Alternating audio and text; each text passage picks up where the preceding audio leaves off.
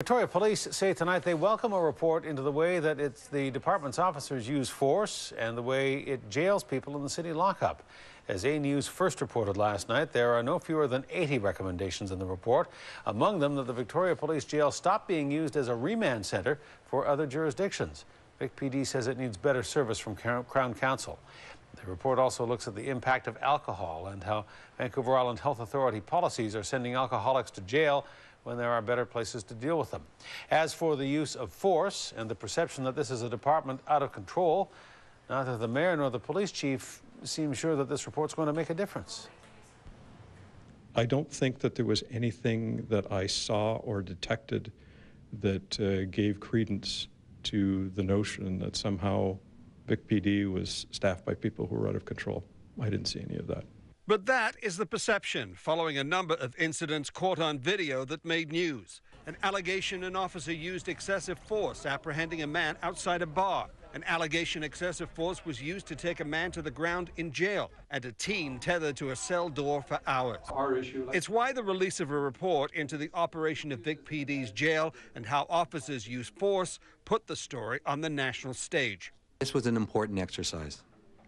After a number of very high-profile incidents, the police board and the department felt that there was a need to get an outside review. It was not the mandate of the report's author to review those incidents, but Bevan suggests tightening policies and better training to deal with use of force. And when it comes to the operation of cells, Bevan is recommending several policy changes, from changing the name of the jail to Arrested Persons Processing Unit to reducing the number of 7,500 prisoners that pass through the jail doors every year. Bevan suggests police begin arresting and releasing people on the street to appear in court at a later date. And he believes the department should stop housing the 6 people per day on average who are picked up with alcohol issues. But the jury is still out on whether Victoria Police will stop taking prisoners from other police agencies and the Sheriff's Department. I can only anticipate that there are going to be some pretty active discussions in the next month with the Sobering Centre and VIA and government about how this is going to move forward. To make the recommendations work, vic-pd says it needs more cooperation from Victoria's Crown Council. And Chief Graham says getting the Vancouver Island Health Authority to offer more assistance dealing with addicts is now a priority. But the big question reporters wanted answered today, is the report going to make a difference? The Chief and Victoria's Mayor struggled for an answer. How does this report address the major public relations problem that you have? The main purpose for here today was thank Mr. Bevan for his report. I don't agree with your categorization of the recommendations. What does this report do to address those incidents to prevent it from happening in the future? Well, I mean, I think we've hit those big highlights that we've asked for this report. If the chair of the Victoria Police Department and Victoria's police chief can't articulate what difference this report is going to make, the spokesperson for the department certainly can.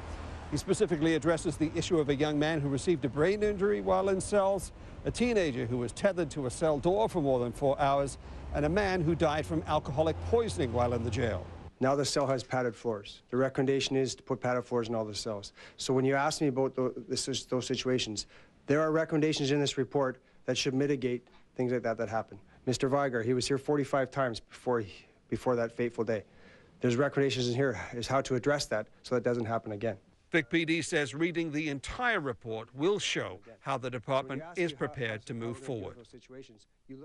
Stephen Andrew joins us now with more on the story outside vic-pd headquarters.